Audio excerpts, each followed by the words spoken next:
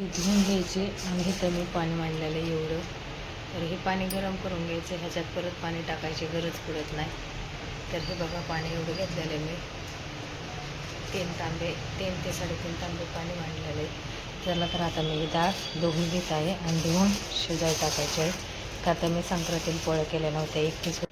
नमस्कार YouTube family, तुम्हाला सर्वांचं स्वागत आहे माझ्या चॅनलमध्ये. त्याला तर इथे मी डाळ घेतलेली. डाळ घेऊन आता ही धुवायची आहे आणि इथं बघा पाणी मी गरम करायचे. ते 3 ते 3.5 तांबे पाणी गरम करायला ठेवलेलं आहे. आता हे गरम पाणी झालं की ही डाळ आपल्याला धुवून त्यामध्ये तर धुवून घेत आहे. बघा मी पाणी ओतलं आहे. तर का तर ही डाळ आपल्याला पॉलिश केलेली असते आणि त्याच्यामध्ये आपल्याला केमिकल असते. तर आपल्या शरीराला, लहान मुलांना जास्त हानिकार असते. त्यामुळे आपल्याला ही डाळ धुवून घ्यायची आणि धुवून हे करायची, शिजाय टाकायची. चला तर आता मी हे 2 पाण्याने धुवून काढत आहे डाळ. तर बघू शकता हे पाणी पावडर लावलेलं कसं निघलं आणि केमिकलचं पाणी बघू शकता तुम्ही पण. मी आता ही डाळ धुवून घेत आहे. तर अजून ह्यामध्ये आपल्याला पाणी टाकून घ्यायचं आहे. बघा दुसरं पाणी किती स्वच्छ निघलेलं आहे. चला तर अशा पद्धतीची आपल्याला डाळ धुवून घ्यायची.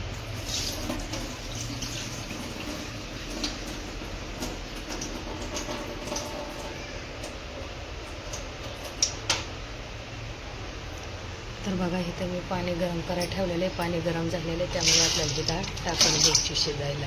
डाळ तर शिजायला टाकलेली, त्यामध्ये आपल्याला काय करायचं आहे, थोडंसं तेल टाकून घ्यायचं. म्हणजे काय होतं, एकदम डाळ अशी मस्त शिजली जाते.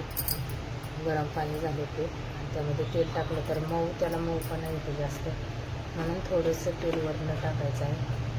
चला आता मी ही डाळ शिजून घेत आहे. पोळ्या कशा येतात माझ्या हे तुम्हाला नक्की मी दाखवणार आहे. आता पुरण शिजून झालेलं आहे, तर मी परतून पण घेतलेलं आहे. आता हे परतून तर बघू शकता आता मी हे घसरा घेतलाय, म्हणजे दळा घेतलेलं आहे. चला तर आता पुरण दळून घेत आहे. पोळ्याला सुरुवात करताना ते पण दाखवत आहे पोळी कशी येते तुम्हाला. तर पुरण मी अशा टाईपचं वाटून घेतलेलं आहे आणि थोड्या वेळ फ्रीजमध्ये ठेवलं होतं. तर मी इथं उंडा घेतलेला आहे बनवून. तर ह्यामध्ये आपल्याला पुरण कसं घालायचं आहे तर ते पण दाखवत आहे तुम्हाला. तर बघा असं टाईपचा उंडा करून घेतलेला आहे आणि त्यामध्ये असं पुरण ठेवून घ्यायचं आहे. आपल्याला जास्त पुरण भरलं की जास्त पोळी चवदार लागते आणि छान लागते. तर पोळी दोन्ही अंगाने लाटली गेली तरच पोळी फुगली जाते. चला तर आता मी पोळी ट्राय करत आहे लाटायला.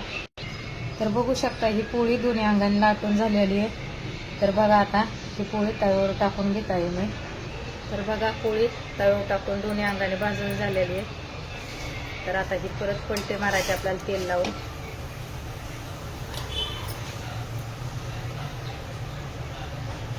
तर पोळी बघा तव्याच्या पण बाहेर चालली अशी फुगलेली टम. आणि इकडं आमटे पण होत आहे.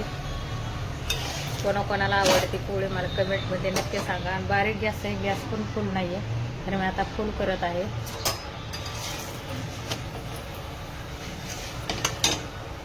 चला तर असंच नवीन नवीन व्हिडिओ लय मोठा होत आलाय. तर असेच नवीन नवीन व्हिडिओ बघत राहा. लाईक, कमेंट, शेअर, सबस्क्राईब करा विसरू नका. चला धन्यवाद सर्वांना.